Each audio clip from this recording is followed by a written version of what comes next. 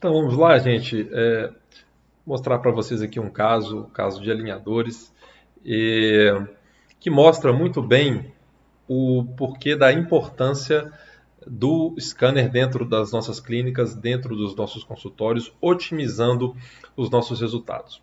Para quem já trata com a técnica de alinhadores, sabe muito bem que as movimentações programadas no software, né, elas não vão ocorrer 100% em boca. Alguns movimentos são mais previsíveis, outros movimentos são menos previsíveis. Então, eu tenho aqui um caso no qual eu tenho que fazer uma distalização, eu tenho que corrigir uma classe 2, enfim, eu tenho movimentos de extrusão, eu tenho movimentos de dentes diferentes e, por consequência, também previsibilidades diferentes, porque a gente sabe também que movimentos, alguns tipos de movimentos são mais previsíveis do que outros e também a movimentação de alguns dentes são mais previsíveis do que outros. Então, por via de regra, como eu faço nos meus casos e porque eu acredito que os scanners eles se tornam uma ferramenta de otimização dos nossos resultados dentro dos nossos consultórios, dentro das nossas clínicas.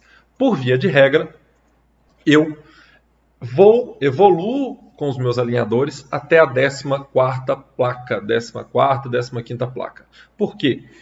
Porque eu entendo que eu vou ter uma perda nesses movimentos, daqueles movimentos que eu coloco no computador, eu não vou conseguir produzi-los 100% em boca, isso com qualquer tipo de aparelho, qualquer marca que a gente esteja trabalhando. Então, sabendo disso, eu paro na 14ª placa, reescaneio e a partir dali eu começo um novo tratamento. Eu vou mostrar aqui para vocês o caso do início.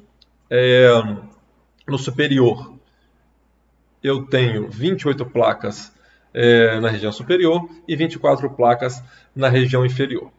Pelo número de placas em cada arcada, eu gosto muito de classificar, né, as dificuldades em grau 1, grau 2 e grau 3. A gente entende que a gente tem um caso de uma complexidade de média para alta, porque a partir do momento que a gente começa a trabalhar movimentos, alguns tipos de movimentos de extrusão, giro, e a partir do momento que a gente também começa a aumentar o número de placas, a nossa previsibilidade aumenta. De novo, como eu falei anteriormente, sabendo disso, eu divido o meu tratamento em dois, nesse caso, praticamente em dois. Para quê? Para que torne os meus movimentos mais previsíveis. É claro, eu poderia continuar evoluindo os alinhadores? Poderia, mas a probabilidade de perda de tracking, né, e com certeza um novo escaneamento eu teria que fazer, né, ao fim dessas 28 placas, eu prefiro parar, né, nessa 14ª placa, 15ª placa, que vão dar ali em média 7 meses, e começar um novo tratamento. Vamos ver que interessante? Então, vou colocar aqui para vocês, dei o play aqui no viewer, e aqui eu tenho a movimentação que teria que acontecer em boca, e que aconteceu, mas é claro, não aconteceu em sua totalidade. Então, na 14ª placa, eu parei.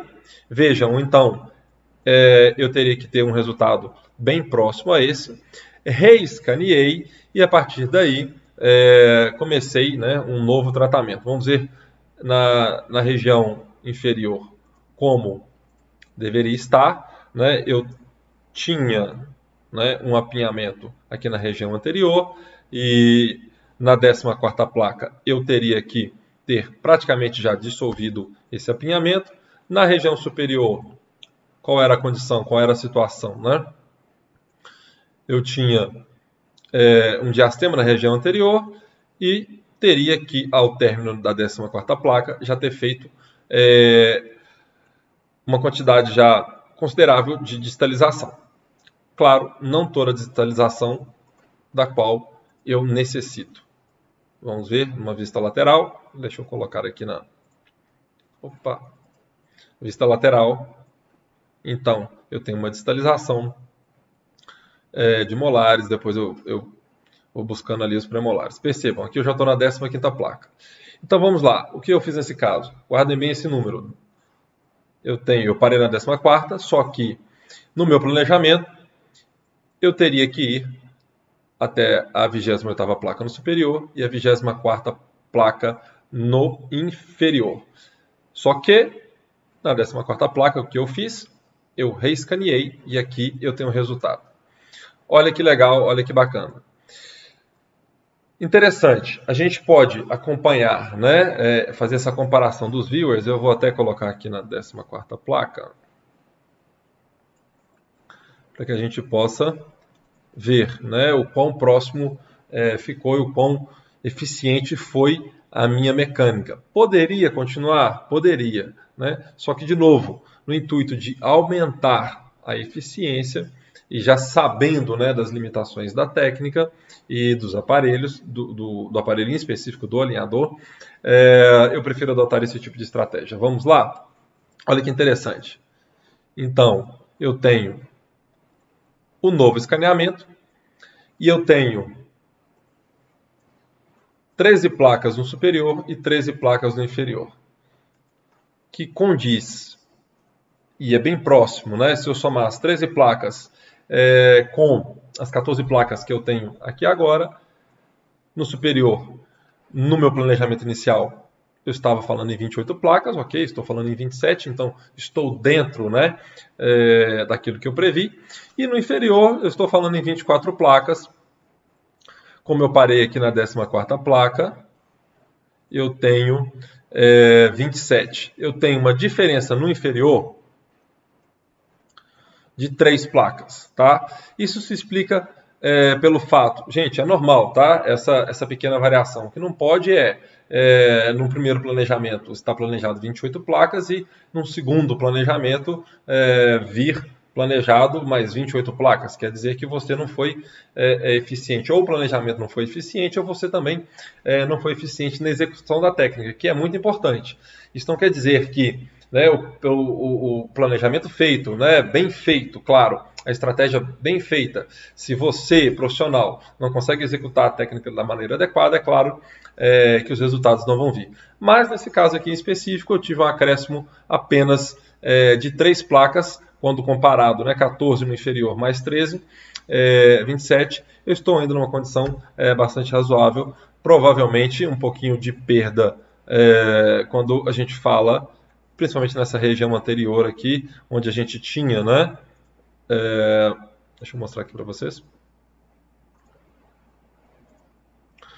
Um apinhamento maior e um dente, um giro aqui de canino.